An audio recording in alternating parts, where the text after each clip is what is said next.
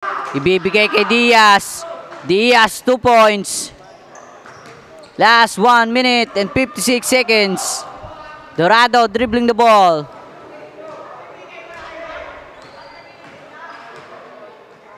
Pass to Gallardo. Nice. Concebido again, 2 points. Nice in and out by Gallardo. Manlapas dribbling the ball. Pass to Diaz pero hindi makukuha ang bola. 31-point lead para sa kupunan ng SCBA. And we have 1 minute and 20 seconds time remaining para sa ating fourth quarter. Dorado, mukhang nag-uubos na lang ng oras. Pass to Gricalda. To Gallardo. Fires for 3. No basket. At 24 shot clock violation para sa SCBA Elite. Manlapas. Pass to Lim. And there's Lim for the layup. No basket.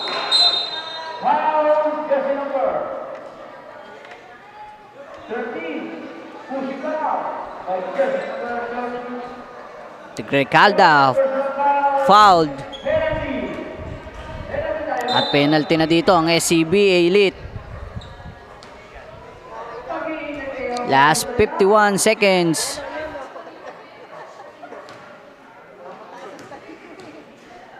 Diaz in the free throw line. First free throw. No basket.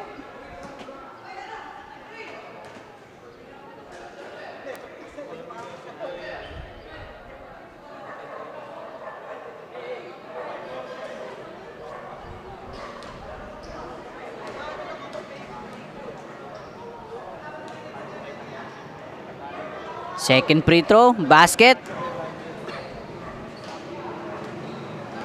Gallardo for the inbound, pass to Concebido. Ibibigay kay Dorado ang bola. Dorado, mag-uubos na lang dito ng oras.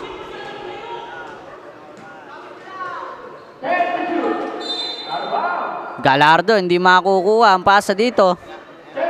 Ball possession to Ramblers, last 35 seconds. Maloles for the inbound. Pass to Manlapas.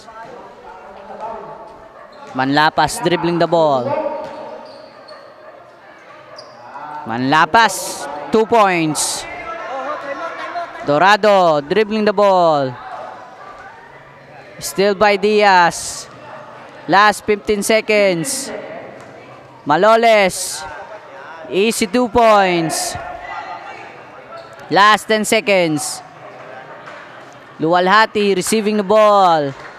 5 seconds.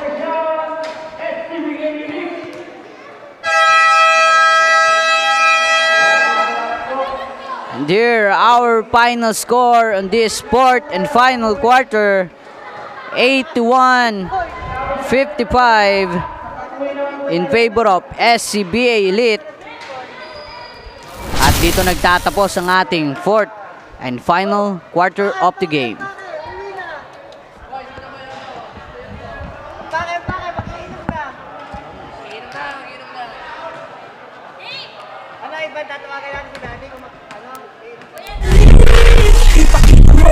Ipakita mo ang kaya mong gawin. Ipakita mo ang kaya mong gawin. Ito ang liga, ito ang liga, ito ang liga. Ito ang liga, ito ang liga, ito ang liga. Ipakita mo ang kaya mong gawin. Ipakita mo ang kaya mong gawin. Ipakita mo ang kaya mong gawin. Huwag kang matakot na ito ay harapin.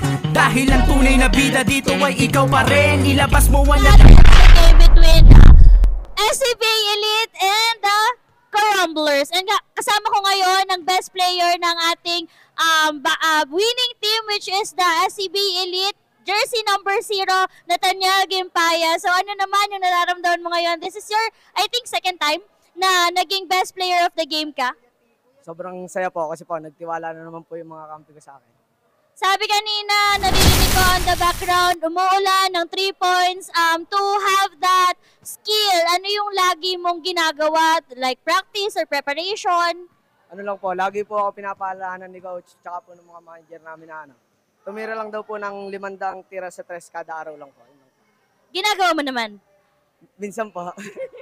Ayun tayo, that's the reality. But anyways, meron ka bang gustong pasalamatan, gusto i-shoutout, or gustong sabihin sa ating mga manonood? Salamat po kay Engineer Jeff Abinido. Lagi po kami sinusuportahan sa pagpunta dito. Yun lang po. Ayan, and with that, again, congratulations po sa team ng SCB Elite, and tutok lang po sa ating Facebook page para po sa mga updates sa mga susunod pang laro. Ito ang liga, ito ang liga, ito ang liga. Ito ang liga, ito ang liga, ito ang liga. Ipakita mo, ipakita mo, ipakita mo ang kaya mong gawin. Ipakita mo, ipakita mo, ipakita mo ang kaya mong gawin. Ito ang liga, ito ang liga, ito ang liga. Ito ang liga, ito ang liga, ito ang liga. Ipakita mo, ipakita mo, ipakita mo ang kaya mong gawin. Ipakita mo, ipakita mo, ipakita mo ang kaya mong gawin. Ipakita mo ang kaya mong gawin. Huwag kang matakot na ito ay harapin. Dahil ang tunay na bida dito ay ikaw pa rin. Ilabas mo ang natatangi mo na galing. Ito ang Velvet Elite, maghahatid sa iyo.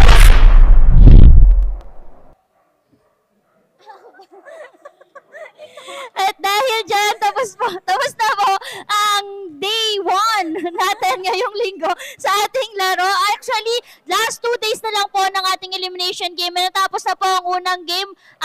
Bukas po ay magkakaroon po tayo ng laro, which is the last day of our elimination games. And magkakaroon na po tayo ng quarterfinals after our elimination game. But today, nakita natin, nasaksihan natin kung paano nagkaroon ng bagong strategy, bagong skills, bagong execution ng mga play na gusto nilang i-execute, the defense, the offense, na nakita natin all throughout the games na meron tayo. And with that, yung mga standings and also kung sino ang mga magtatagpo-tagpo or magtutunggali ulit sa ating quarterfinals ay masasaksihan natin or malalaman natin through Facebook page. Pero syempre, pagkatapos ng ating game tomorrow. Oo. At dahil dyan, hindi pwedeng matapos din ang araw na ito na hindi natin ma-acknowledge, of course, lahat ng sumusuporta at nag-sponsor sa ating liga.